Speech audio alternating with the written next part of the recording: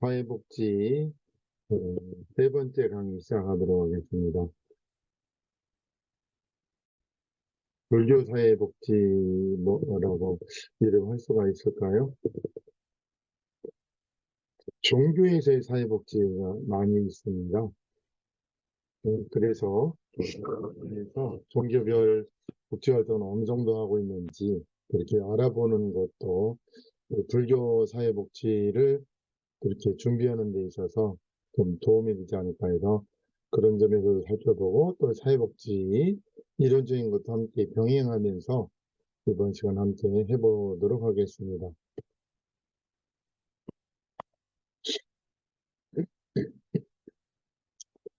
불교 사회복지라고 이제 해놨는데요.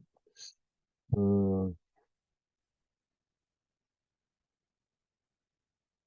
종교 관련해서 불교, 개신교, 카톨릭, 원불교, 기타 종교에서 각각 사회복지 사업을 하고 있는 현황들을 비교한 도표가 있어서 함께 보여드립니다. 불교는 2011년과 2018년에 변화가 이렇게 있고요. 개신교는 약간 줄어들기는 했지요. 그러나 우리하고는 거의 2배 차이 정도로 보이지 않습니까? 천주교도 아주 잘 하고 있고요. 우리가 조금 앞선 걸로 되어 있지만 제가 볼 때는 그 전체 집계, 성모병원이랄지 전국에 있는 그런 데까지 포함한다면 카톨릭이 더 앞서 있지 않을까 생각을 합니다. 또 원불교도 전국의 어린이집을 아마 거의 시군 단위 정도가 아니고 각 면 단위 정도까지 시군은 정확히 다 장악하고 있고요. 한 종단에서 한 교파에서 전국의 시군에 원강 어린이집이 없는 데가 없다는 것도 대단한 성과지 않을까 싶습니다.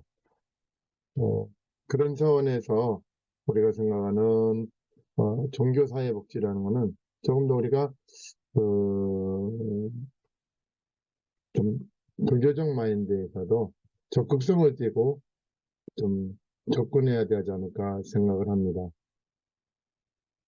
그러나 천태종에서도 복지재단이 있어서 이렇게 어, 홈페이지에 있는 거를 제가 이제 캡처해 봤습니다만은 열심히 하고 있는 종단도 있습니다. 불교 내에서도.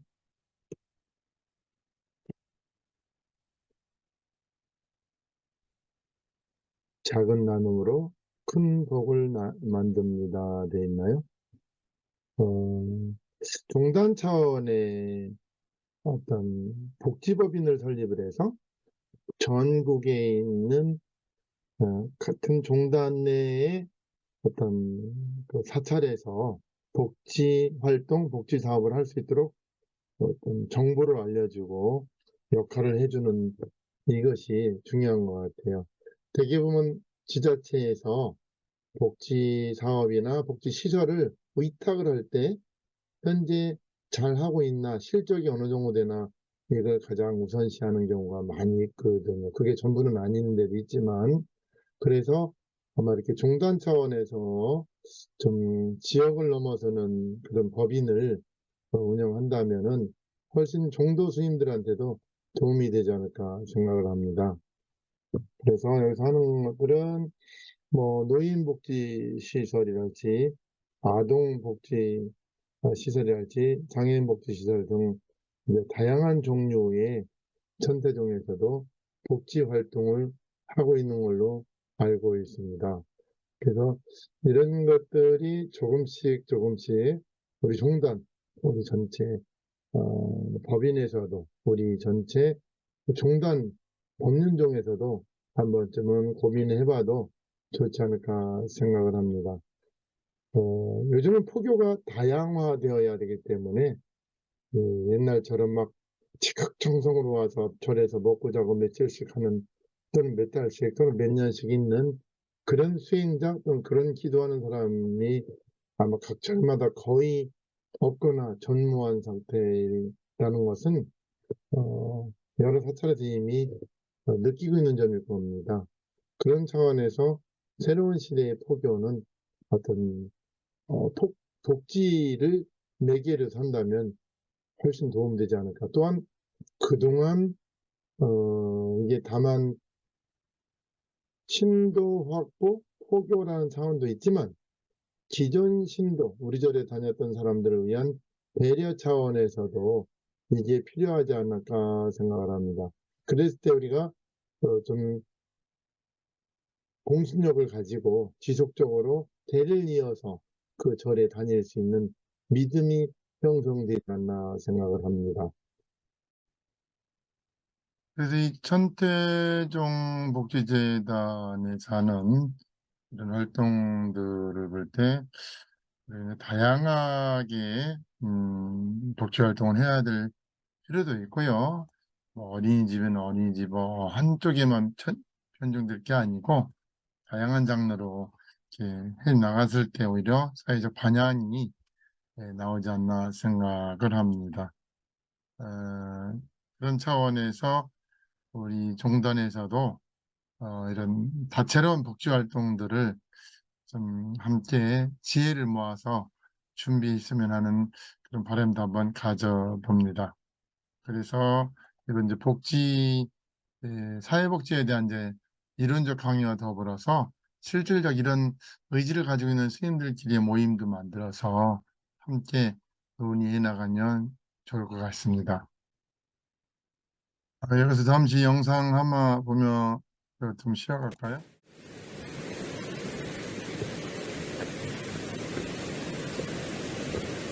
지난 10월 3일 날 올라갔던 설악산 공정함 거의 이제 그 첫 번째 휴게소인가요?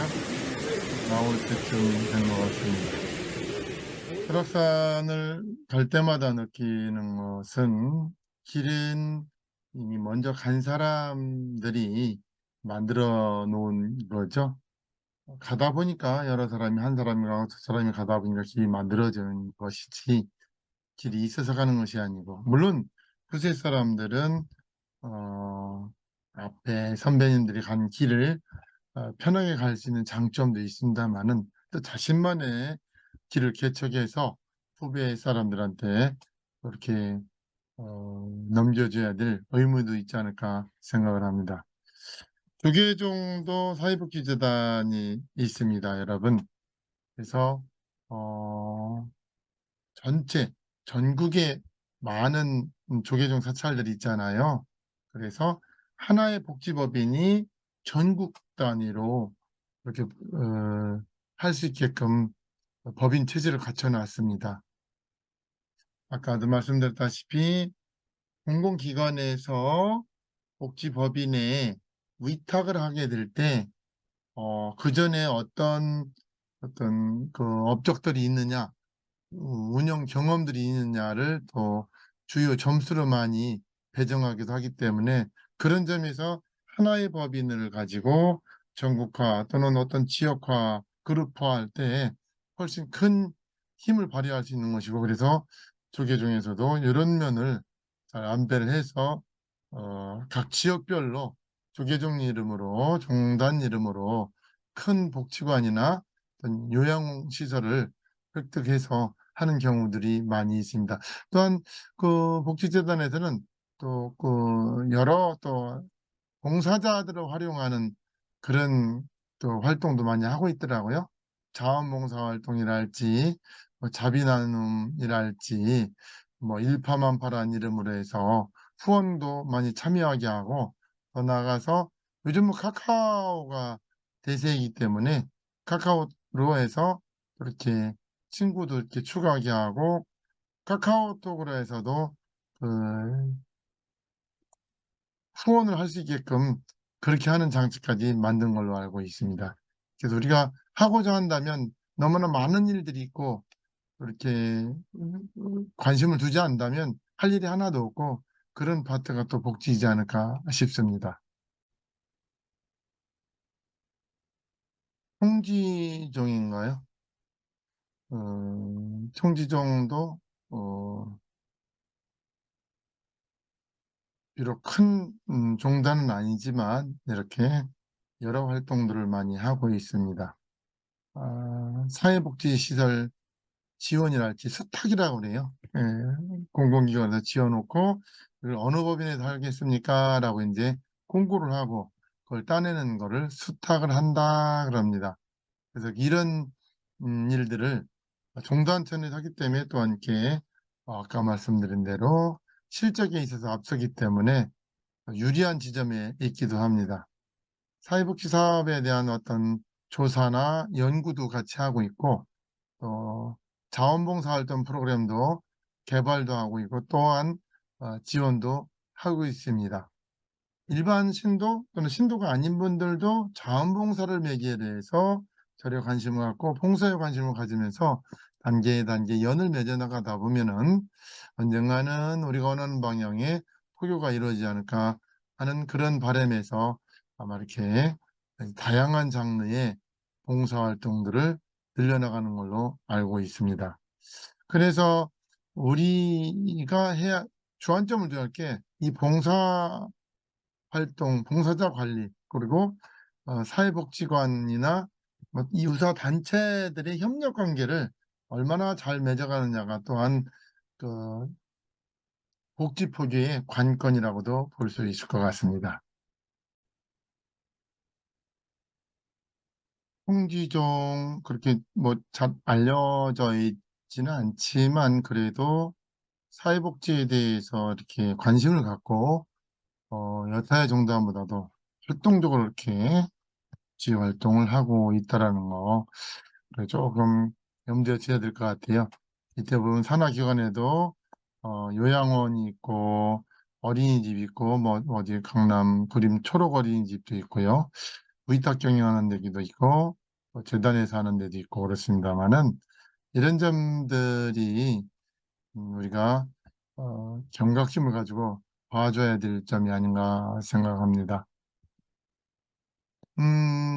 또 총지종 비슷하죠?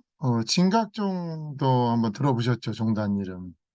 사회복지법인 진각복지재단에서는 그렇게 종교와 사상, 이념에 관계없이 가난하고 소외된 인간에게 부처님의 자비와 현세 정화의 원력으로 국민 사회복지진흥과 지원에 그 이익을 담당하도록 하기 위하여 사회복지사업 법령의 규정에 의한 사회복지에 관한 제반, 조사, 연구, 출판, 교육, 홍보사업 등을 전개함으로써 21세기 복지사회 건설을 목적으로 합니다라고 되어 있죠. 뭐 복지사회 건설을 목적으로 합니다라고 되어 있지만 사실은 진각종이 바라는 식의 정토사회 구현이 목적이 아닐까 생각합니다. 그래서 여기서 다양한 또 복지 사업을 하고 있는데 뭐 사회복지 시설을 뭐 설치하거나 운영해 가는 거, 또 역시 아까 조계종 총지종에 나온 것처럼 선조종에 나온 것처럼 수탁 사업, 청소년 복지 및 수련 사업 이런 걸 하고 있고요. 역시 아까 좀 전에 말씀드린 대로 자원봉사가 지금 복지의 꽃이라고 볼 수 있거든요. 자원봉사센터도 운영을 하고 있고 이에 관한 교육 자료들을 이렇게 만드는 일 등 다양하게 하고 있는 것 같습니다. 역시 노인복지 사업도 또 장애인 복지 사업도 또 이렇게 국제구호 사업도 함께하고 있는 종단이 진각종이기도 합니다. 그래서 어, 대체적으로 불교 법인들이 불교 종단에서 종단 차원의 이런 활동들을 많이 하고 있기도 하지만 종단 내에서 또 개별 스님들이 개인으로 해서 뭐 개인은 아니죠. 복지법인이니까 복지법인은 그건 준 이제 국가 시설이라고 봐주는 거거든요.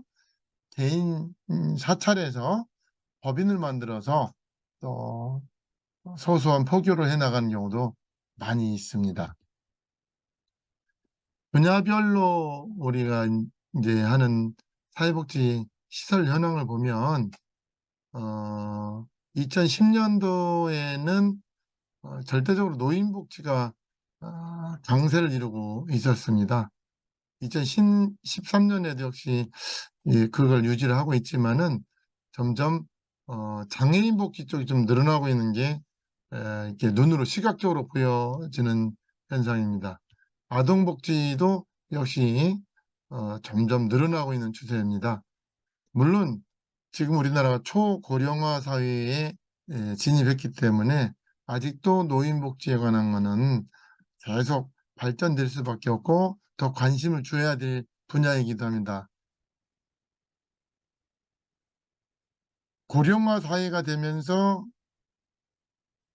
전체적으로 인구 절벽이 만들어졌고, 그중에서 종교 단체 중에서 우리 불교가 고령화 속도가 가장 빠르지 않았나 생각을 합니다. 이미 다 느끼고 계실 거고요. 그래서 이런 점들도 우리가 적극적으로 좀 복지에 대해서 절집안에서도 관심을 갖는 것이, 첫째는 새로운 장르의 어떤 포교 방법일 수 있고, 둘째는 지금껏 몇십 년간 불교 수행 기도를 해온 그 신도들을 위한, 노보살님들을 위한 어떤 혜택을 되돌려줘야 한다, 회양해야 한다는 차원에서도 절집안에서의 복지는 앞으로도 더욱더 노인들을 위해서 더 많이 배려되고 고려돼야 된다고 생각을 합니다.